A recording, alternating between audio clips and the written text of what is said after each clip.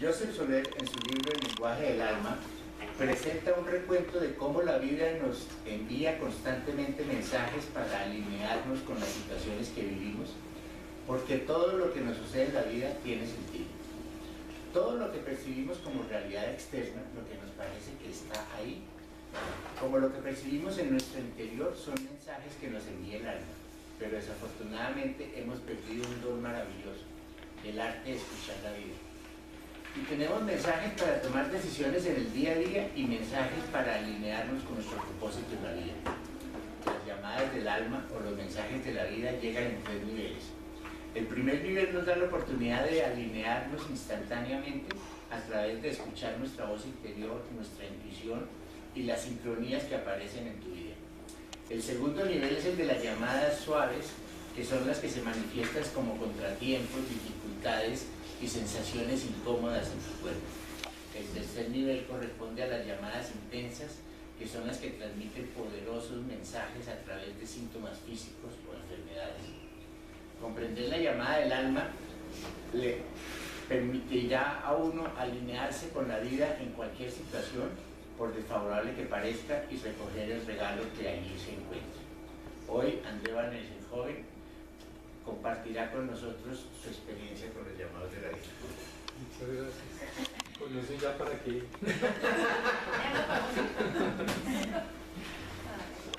Bueno, pues me encanta estar aquí con ustedes. Mi nombre es André Vanessa. Me gusta más decir André porque pues para mí el apellido ya no significa gran cosa como nada en la vida. De hecho, se preguntarán qué hace un músico hablando de estos temas, muchos de ustedes o algunos de ustedes, y pues la razón cercana fue que Anita me presentó a Guillermo y Guillermo muy amablemente me abrió este espacio, entonces muchas gracias a los dos. Y la razón más lejana fue que en el 2013 viví una experiencia en un retiro espiritual que me cambió la vida por completo.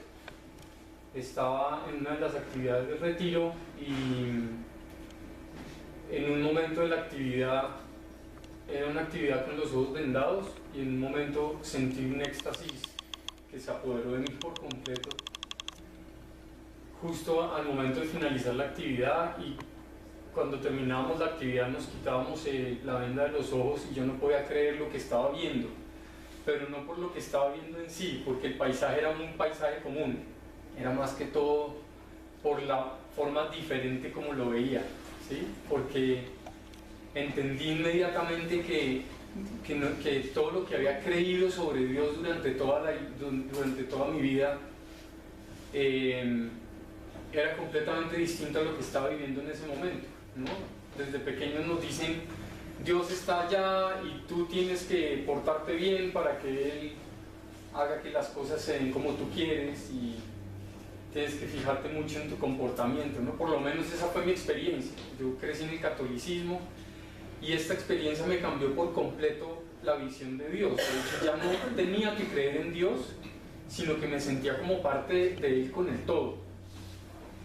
Y lo otro que entendí fue que cada circunstancia y cada etapa y cada momento en mi vida había tenido un propósito perfecto, como dice tu lectura, un propósito exactamente lo que tenía que ser, por más que en algún momento de mi vida yo hubiera pensado, pero ¿qué estoy haciendo? ¿Sí? Primero católico, después tuve alguna relación con los ángeles, después tuve contacto con la ley de atracción universal y experiencias con eso, y después, bueno, siempre había vivido como cosas que eran muy diferentes a la anterior. Y ese momento me dijo, todo lo que has vivido era lo que tenías que vivir, ¿sí? Entonces, de alguna forma fue como quitarme todo el miedo como a la apariencia en términos espirituales, y como a todo lo que tenía que ser de acuerdo con la sociedad y la cultura en la que había crecido. Entonces lo que vengo a compartir es desde ese lugar, ¿sí? Porque desde ese momento, que fue hace 5 años, he tenido la oportunidad de hacer como una especie de construcción del ser para entender bien de qué se trata la vida en la tierra. No quiere decir bajo ninguna circunstancia que yo tenga toda la razón. Y de hecho les diría, no vayan a creer en esto ciegamente. Pero creo que el propósito sí es compartir eso que he vivido y esta es una puerta muy bonita que se me está abriendo, entonces pues bienvenidos y gracias por estar aquí. Las preguntas que me gustaría como llegar a plantear una respuesta son estas. La primera es ¿qué soy? La segunda es ¿a qué he venido? La tercera es ¿qué está pasando ahora en este momento? Y la cuarta es ¿qué puedo hacer al respecto? ¿Sí? Y para entender un poco todas estas respuestas, plantearé dos etapas. La primera es el yo creo desde el ámbito de la creencia, el yo creo porque creo en tal cosa, y la segunda es yo creo desde el ámbito de la creación, que es yo creo desde lo que yo creo como ente creador. Y la primera parte es más enfocada al tema del qué soy y va ligada con el yo creo desde el ámbito de la creencia. Pero para entender qué somos y qué estamos haciendo aquí, todo eso, es fundamental entender el miedo. Para mí el miedo se divide en dos grupos. O sea, digamos que desde el significado profundo hay muchos enfoques del miedo, pero para mí se divide básicamente en dos grupos. Uno que es el paquete de nacimiento, que es como el que nos hace reaccionar a ciertas cosas, el que nos hace llorar a cántaros cuando salimos de nuestra madre en el nacimiento, que es como el que nos dice tenemos que cuidarnos, tenemos que subsistir, tenemos que protegernos, y es el que tiene que ver con el miedo biológico, el que llaman el miedo biológico. El otro es el paquete del miedo aprendido. Desde mi perspectiva es también desde que nacemos empezamos a tener una cantidad de influencias de nuestro entorno que nos va diciendo debes tenerle miedo a esto, debes tenerle miedo a esto, debes tenerle miedo a esto. No literalmente, pero hay muchas cosas que adaptamos de nuestro entorno que nos van sembrando ciertos miedos, como por ejemplo alrededor de la religión o alrededor de la aceptación social o ese tipo como de contenidos que tienen que ver muchas veces con el condicionamiento, que nos van diciendo tú tienes que ser esto y tienes que ser esto para que puedas ser aceptado en tu sociedad y tengas nombre y puedas vivir y desempeñar algo, ¿no? Desempeñarte de alguna forma. Ese sería el miedo que yo relaciono con el miedo sociocultural. Pero los dos miedos están... Bueno, el primero, que sería el miedo biológico, está relacionado con el miedo a la soledad, el miedo al abandono, pues a la soledad desde el abandono, desde el rechazo, el miedo a la escasez, el miedo a la enfermedad, todos esos miedos que tienen que ver con el riesgo de morir, ¿sí? Es que ese miedo tiene que ver con pertenecer a la manada, y eso es animal, está en nuestro cerebro animal. El que se sale de la manada es más fácilmente presa, es puro de supervivencia. Exacto. Sí. Esos miedos que tienen que ver es con eso que tú dices, la vulnerabilidad ante los demás, es el primer grupo, el que yo diría es el primer grupo de miedos, y tiene que ver más con el instinto, ¿sí? Entonces es el miedo que nos hace reaccionar sin pensar, que nos hace como llevar inmediatamente una reacción sin pensar en consecuencias y sin pensar en lo que puede llegar a suceder. Hay otros miedos relacionados con el nacimiento que ya involucran un poco de creencias más complejas, que son miedos como el miedo transmitido familiarmente, con el que se trabaja a través de las constelaciones, todo esto, o el miedo que viene del karma, o el miedo que viene de otros contextos que vienen de más arriba, de otras vidas. Pero por ahora yo quisiera como, más que todo, como enfocarme en estos que son más aterrizados. Y todos estos miedos que tienen que ver con el miedo biológico van enfocados a la búsqueda de la subsistencia. En el otro grupo, que es el grupo del miedo sociocultural, están estos miedos que son más sembrados, que son el miedo a castigo, que tienen mucho que ver con religión también, porque muchas veces las religiones a las que nos han llevado están diciendo Dios está fijándose en la forma como tú te comportas para ver si sí otorga o no lo que tú estás pidiendo y lo que estás reclamando, ¿no? No solo sea a través de la religión, ¿no? También sea a través de la sociedad. La sociedad también de alguna forma nos produce algún temor de no estar haciendo lo que debemos y lo que corresponde. Entonces estos son miedos que ya harían parte del grupo de los miedos aprendidos. También hay un miedo al rechazo, un miedo a la escasez y otros miedos. Incluso hay un miedo que a mí me gusta mencionar, que es el miedo que ha causado tantas guerras religiosas, que es el miedo post-mortem, que es como que nos inculcan tanto una creencia que llega el momento en el que creemos tanto que nos podemos ir al infierno por el mismo miedo al castigo, que actuamos aquí en tierra con tal de salvarnos después de esta vida, que pues queda siendo un miedo un poco paradójico. Y ese miedo es a que yo llamaría el miedo implantado en vez del instintivo, y lo que busca generalmente es más la búsqueda de la aceptación. Hay miedos que, de todas maneras, hay un enfoque que es el enfoque psicológico, que aplicaría a los dos grupos de miedo. Y el enfoque psicológico lo que hace es decirnos: tú puedes tener miedo a algo que no está sucediendo necesariamente, porque no necesariamente tienes la seguridad de que va a suceder. Entonces, ese sería el miedo psicológico aplicado a los dos paquetes de temor. Perdón, André.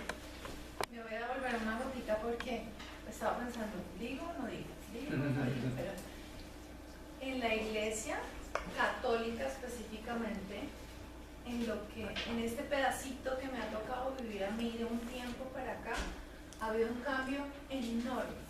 Yo trabajo con una fundación que se llama Víctimas Visibles, que trabaja con víctimas o ex víctimas del conflicto y ex victimarios de todos los actores armados. Y a mí me tocó en una reunión,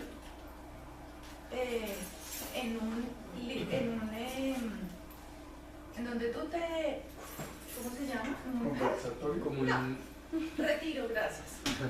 En un retiro me tocó un sacerdote sentado enfrente a una ex guerrillera de las FARC, y ella diciendo: yo no creo en los curas, yo no creo en la iglesia, además los hombres han abusado de mí desde los 11 años y empezó mi padrastro, y de ahí para acá después me violaron 5 paramilitares, razón por la cual me meto a la guerrilla. En la guerrilla entonces, para sobrevivir, me tocaba aliarme con algún jefe, moneda de intercambio, otra vez el cuerpo, y así hasta que se logra. Ella no es reintegrada después del proceso, sino que antes ella se logra volar y le dice al padre eso. Y los hombres en general, y los curas aún peor, y la iglesia, y le dice: y además, como de los hombres, además soy gay. Y el padre se queda así, con una sonrisa de oreja a oreja, la mira a los ojos y le dice: Dios te ama así. Yo casi hago plop como Condorito, les quiero informar. Pero ese es un cambio que yo sí he visto. Yo siento que ese cambio lo ha generado Francisco, ¿no? Sí, claramente. Pero sí es un cambio muy importante que está empezando, como desde ese punto de la religión, que es cierto que a nosotros nos tocó otra historia, que es la que tú estás narrando. Totalmente de acuerdo de niños, contigo. ¿no? Sí, entonces hay que como cambiar esos paradigmas de la iglesia, pues no es sencillo. Pero exacto, quería contar eso porque, bueno, es bonito y esperanzador, y también para ser un poquito, una gota más equilibrados en ese... Claro. Ahorita más adelante vas a ver hacia dónde voy, porque yo no voy esa...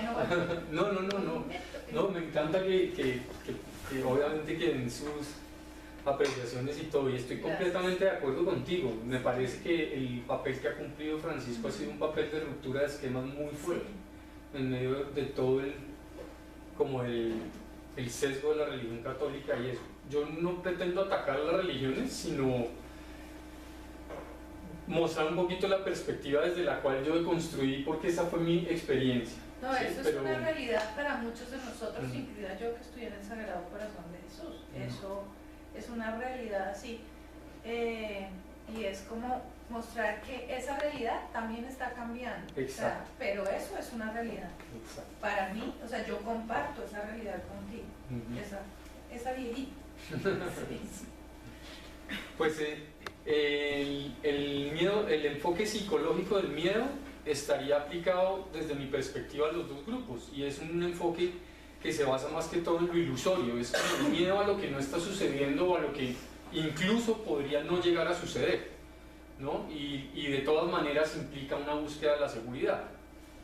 En ambos grupos podría haber un mismo miedo, por ejemplo el miedo a la escasez desde el punto de vista del paquete de nacimiento, que es como la búsqueda intrínseca de los recursos, de todo lo que nosotros necesitamos para subsistir, ¿no? Y se da desde la posibilidad de morir de hambre, por ejemplo, como también una escasez desde el paquete aprendido, que es la escasez desde la posibilidad de ser rechazado por no haber alcanzado ciertos estándares en términos de adquisición, en términos de ciertos logros, ¿no? Entonces es un mismo miedo, pero está aplicado a los dos grupos diferentes.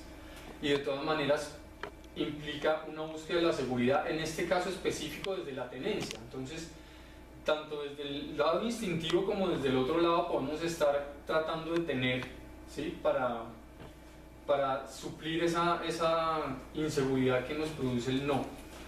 También hay varias manifestaciones de un mismo miedo, en este caso planteo dos, que es también a través del ejemplo de la escasez, y es cómo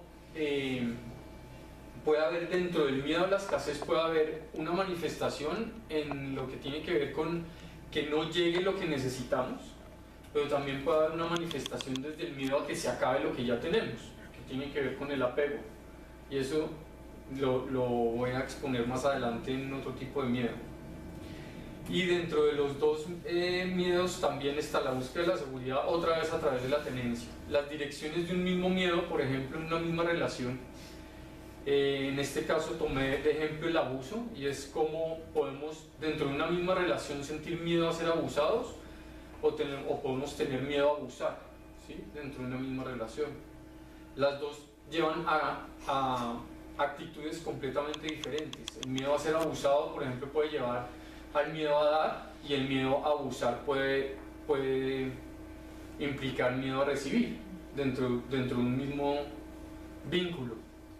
Eso sería el miedo en diferentes direcciones dentro de una misma relación. Diferentes razones de un mismo miedo, por ejemplo, tomé de ejemplo el miedo al rechazo. Puede ser el miedo a ser rechazado por apariencia, o puede ser el miedo también a ser rechazado por el fracaso que nos exige, por lo que nos está exigiendo la sociedad y la cultura y todo lo que nos rodea. Ambos están enfocados también, pues nos llevan a una búsqueda de la aceptación. Y los miedos sutiles, entre los cuales está el que ya había mencionado, que es el apego, que es como la acción mediante la cual yo me aferro, o el estado mediante el cual me aferro a algo que tengo por sentir esa seguridad que me da, ¿no? Y eso se da no solo a nivel de los objetos y las pertenencias y todo esto, sino a nivel de las relaciones también, incluso de las ideas y de las creencias. Nos podemos aferrar tanto a una creencia que nos da seguridad, que podemos llegar a hacer las cosas de las que hablamos ahora, ¿no? De llegar a matar por defender nuestra creencia, o llegar a hacer ese tipo de cosas. Y el otro miedo que yo considero un miedo sutil es la culpa. También, pues, yo lo planteo mucho desde la religión, por lo que les decía, pero no necesariamente es desde la religión. La culpa está como en el entorno todo el tiempo, como que nosotros respiramos culpa todo el tiempo, no solo desde lo espiritual, sino también desde lo espiritual, si se puede llamar espiritual, ¿no? Pero no solo desde ese ámbito, sino también desde el ámbito social. Y la raíz de esa culpa generalmente es la creencia de que hay algo que nos va a castigar, hay algo que nos va a reprobar, y por lo tanto nos va a rechazar. Entonces eso es algo que llamaría los miedos sutiles. Y hay otro miedo sutil, que es el miedo al mismo miedo, porque dentro del proceso de entendernos y de conocernos, de lo más difícil que hay es como reconocer, eso lo hablábamos con Anita el otro día, que ella como que me ayudó también a caer en cuenta, que muchas veces de las cosas más difíciles es reconocer que tenemos miedo.